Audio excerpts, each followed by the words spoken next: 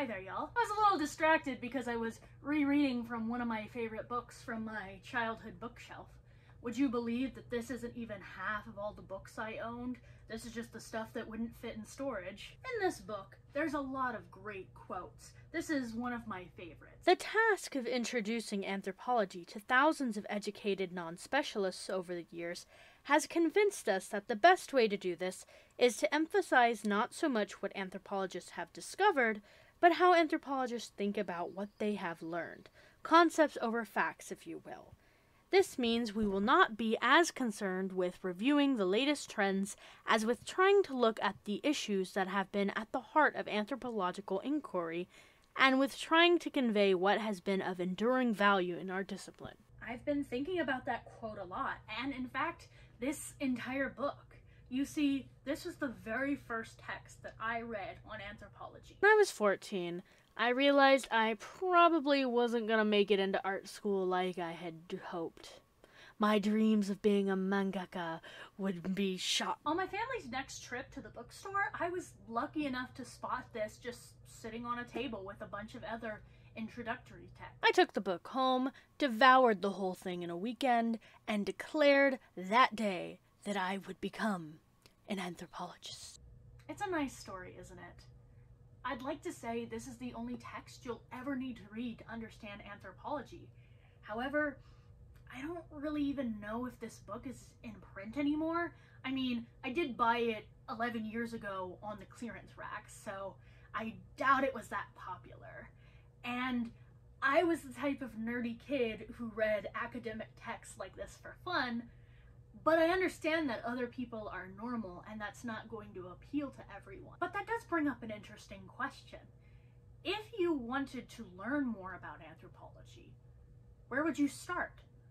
What does a beginner's guide to anthropology look like? Now, as I've mentioned in previous videos, anthropology is split up into 4 categories. Bones, languages, mummies, and cultural anthropology. I could sit here and try to break down the different types of literature for all 4 of those categories, but I'm not trying to make a 4-hour-long YouTube video essay yet. So for now, we'll just focus in on cultural anthropology because that's my field of expertise and the one I personally find the most interesting.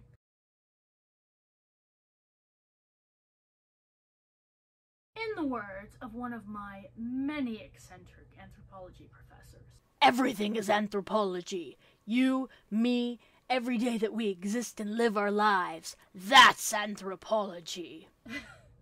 What my professor was trying to explain is that anthropology is a holistic discipline. When creating an anthropological text, we don't just consider works from other anthropologists. Anthropologists can draw from women's studies, geography, social work, and it's not just other humanities and liberal arts. Anthropologists might also use the expertise of medicine, law, or business, to name just a few. A good anthropologist understands that every discipline has its biases, and so oftentimes they try to seek out scholars from different disciplines to get different points of view on the subject.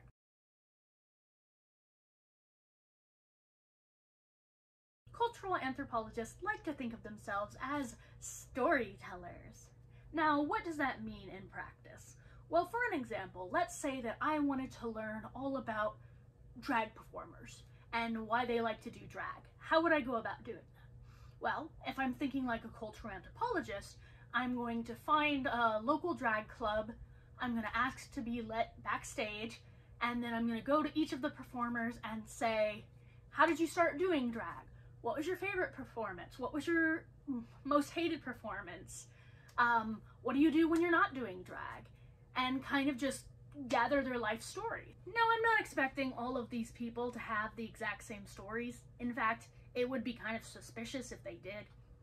But as a cultural anthropologist, I'm like this rag. I go in, I soak up all that good story juice, and then once I'm done soaking up the story juices, I wring myself out and try to find some truth in it all. In anthropology, we call this type of storytelling ethnography. Ethnographies are the bread and butter of cultural anthropologists. And the types of ethnographies that you can find in your local bookstore are usually pretty easy to read, since a lot of them are written with the general public in mind. However, as much fun as the story part of ethnographies are, they're nothing without the theory holding them together.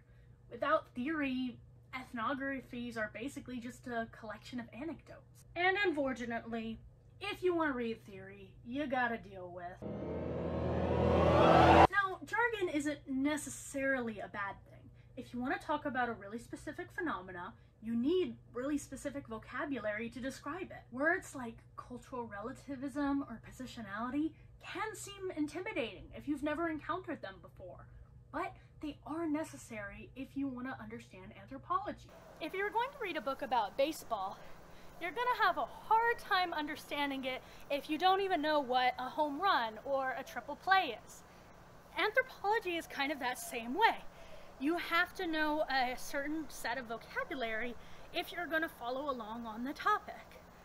So if you're starting to learn to play baseball, how do you go from a rookie to a switch hitter? I think this metaphor is starting to get away from me. But anthropology professors usually try to bridge this gap by going from the beginning of anthropology and sort of just hitting the greatest hits. Now that's what I call anthropology, featuring all of your favorites from the 1890s to today. This collection has all of the greatest hits, like Malinowski's Participant Observation, Daddy Boaz's Cultural Relativism, Margaret Mead's Oopsie Daisy in the Islands. Buy now and we'll throw in a Michel Foucault for free.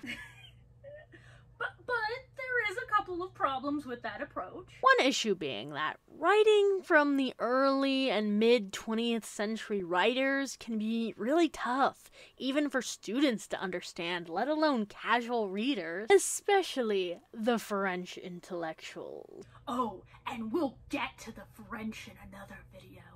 Je viens pour vous, messieurs! But another issue is that a lot of the writing that was once really important in anthropology is now outdated and irrelevant. Not to mention the colonialist and racist history of anthropology that I should probably get around to making a video about. But I imagine this can all get pretty frustrating.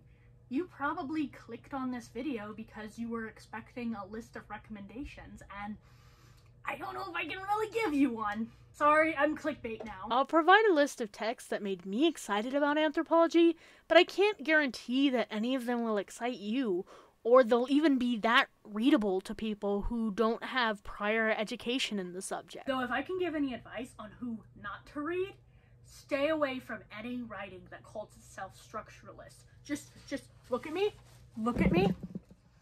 No one needs to read that. I had a lot of trouble writing this video because I think that anthropology really has a PR problem. I think myself and my fellow academics really need to step up our game with writing that's accessible to people who want to read it outside of academia. Anthropology is made better when we find ways to share our knowledge, and there are some amazing anthropologists experimenting with how to do that.